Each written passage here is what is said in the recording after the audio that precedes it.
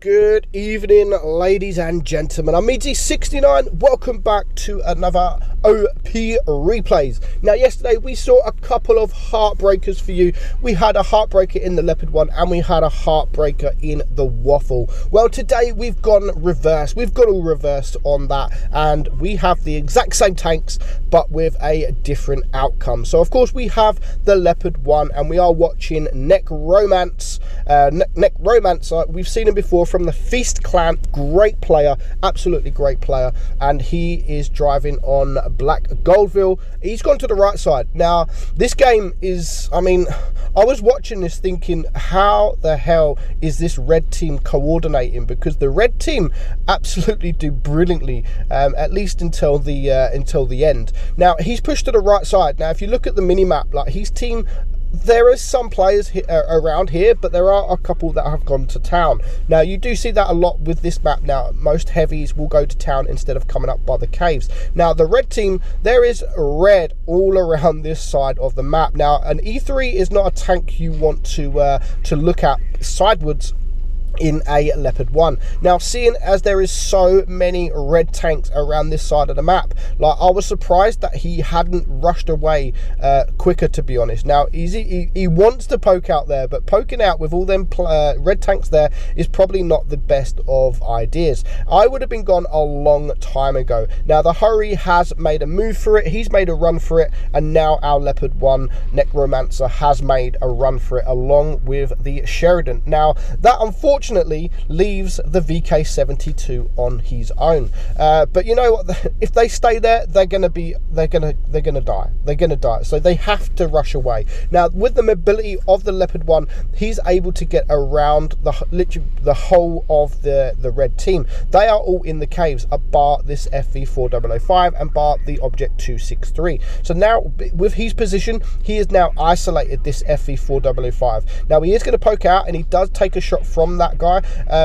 Was it necessary to take a shot? Probably not. And definitely this shot here. Now, that was actually a pretty nice shot from the FV there. Like, he got that in very, very quickly. And that wasn't a great trade, to be honest.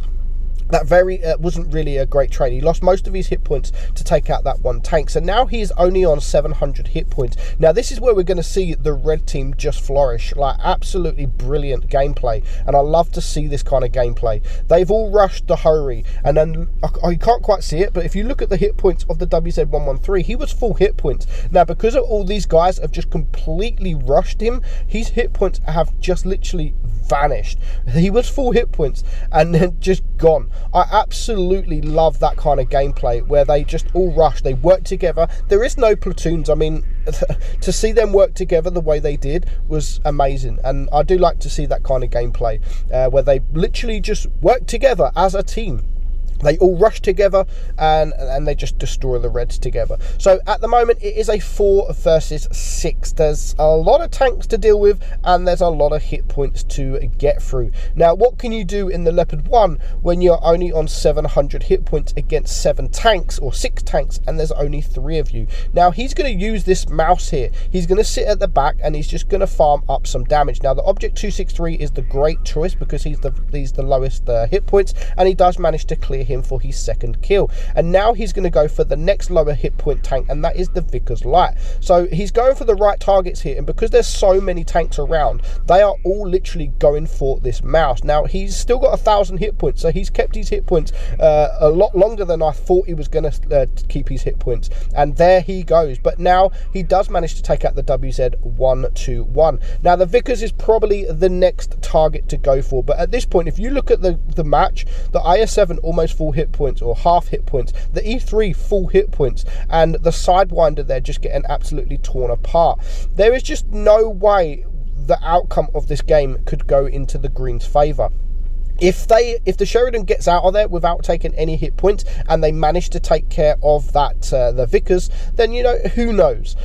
So they need to really work well together here. They need to work as a team, these two guys. And unfortunately, he is spotted, but he does manage to get that shot, and a nice shot there without losing any hit points into that Vickers. Now, the next target will be this Chieftain Mark 6, but he needs to be very, very careful. If he takes a single shot from these guys, he will be a one shot, just like the Sheridan Sheridan is. So it is now a 2 versus 3, 4k damage and 4 kills, but there is still a lot of work left to do. And oh my god, there is an E3, not a tank you want to be looking at you. And there's not, at the moment, there's really not much he can do. The Sheridan is playing really, really well there, but if these guys push together, then it will be game over. If this E3 and this Chieftain pushes together, then yeah, there's no chance. But you can see he spotted that these guys have turned their tank. He's gone for the track shot there. He went to go for the track shot just to keep him there in position so he can go and focus someone else. And now he's going to focus on the IS-7. But yeah, I know he needs to deal with the IS-7, but now he is on his own. He's taken that shot onto the Chieftain. He should just be able to reload before the Chieftain does, and he does do that. And now it's just him and these two tanks left alive. Obviously he needs to pay attention on the E3. He can take a shot from this IS-7, but if he takes a shot from the E3, then it could be game over. And now he has taken that shot from the IS-7. He is a one shot, and it's not looking too good for him. If he can get around this IS-7, it's going to be very, very close. He does manage to clear that guy, and now it's a 1 versus 1. Anything could happen, because obviously this guy doesn't have a turret. So if he pushes around the corner, oh my god, what the hell happened there? That is just that's a game changer.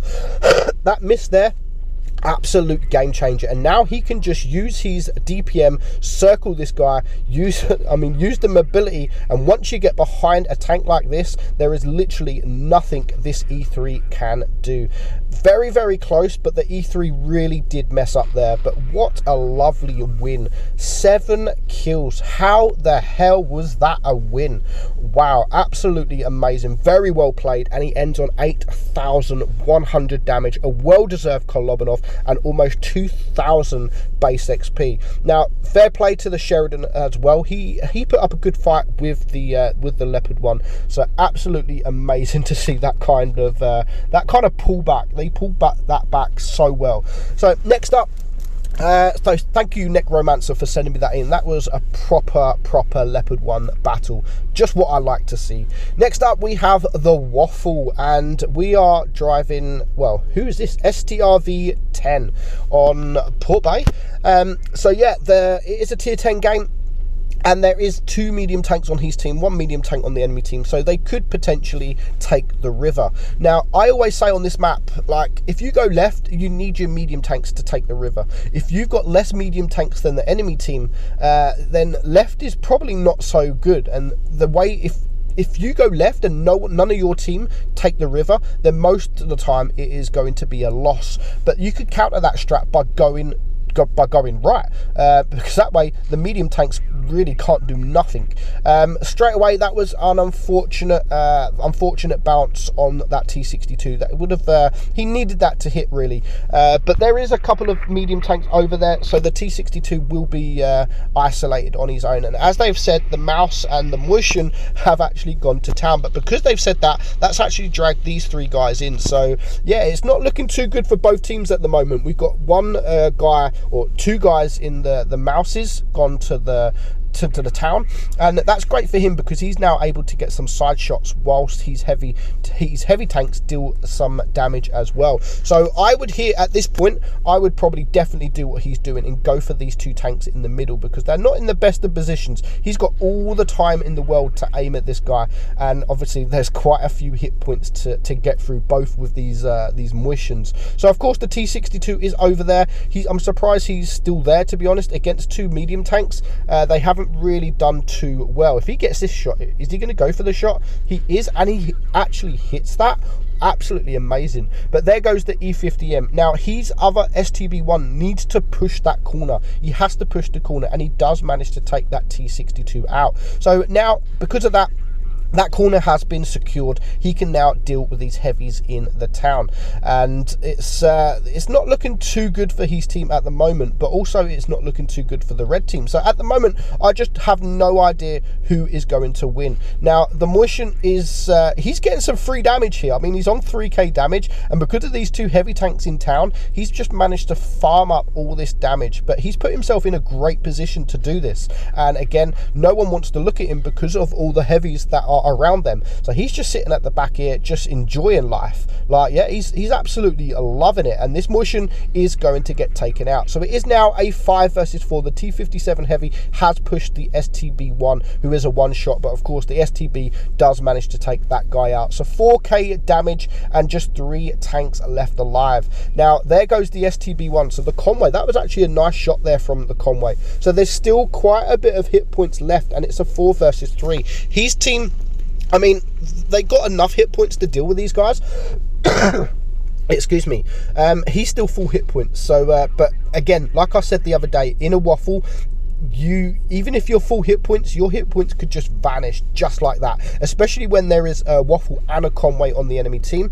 If they both use HE, then yeah, your hit points are just going to vanish. So he's going to focus up on the Conway here. He's going to get a nice shot, but he has to be careful of this waffle, and he gets a very troll bounce there, and he gets a shot from the Conway. Now I believe it looks like the Emil is, I don't know if he's AFK or not, but he needs to focus these guys. He needs to be careful of this waffle, of course, but he needs to go for the Conway. He's a one shot, but he is going to go for this waffle at the moment, but unfortunately can't quite get that shot. Is he going to get the shot? Is he going to get the nice HE shot? Of course he is, and he puts him on fire as well. So now he is on 6,000 damage, but he's on 1,000 hit points. So one shot from the waffle, or one HE shot from the Conway, or a clip from the Emil, then it will be game over. It is a 3 versus 3, but he is going to go for this guy. That was a horrible miss from the Conway there. I see what he was trying to do. He wanted to quickly get the shot in and then go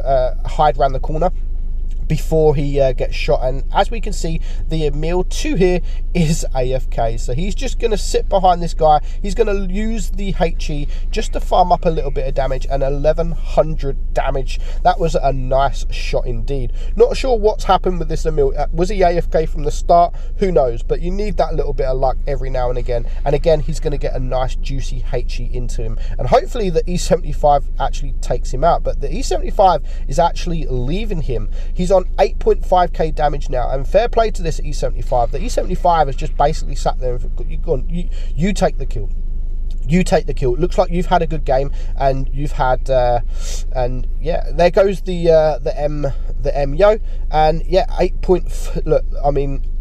8.4k, I'm sure it is. He doesn't actually believe him. These guys don't believe him that he's on this much damage. So 8.6k, it is a 2 versus 1. Good job, Waffle, on this game. Yes, good job indeed. So he's now, all they got to do is push together. As long as this Waffle doesn't high roll, which I'm sure he won't, he's very good game. MVP, says the E50M. So he goes forward, he does take a shot, and he actually just fluffs that shot there into the Waffle, but he has all the time in the world. The E75 fluffs that shot as well, and all it is now is just a one shot. Is he going to get the shot? Very close. He almost took the shot there from that Waffle, but in the end he pulls off the victory. 4 kills, and he ends on 9,000 damage. Yes, we do love to see a good damage game like this, and fair play to the enemy Waffle as well. Almost 6,000 damage for you.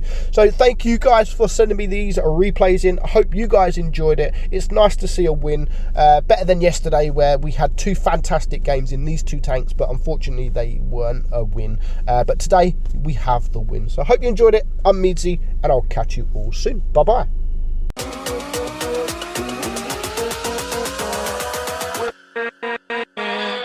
With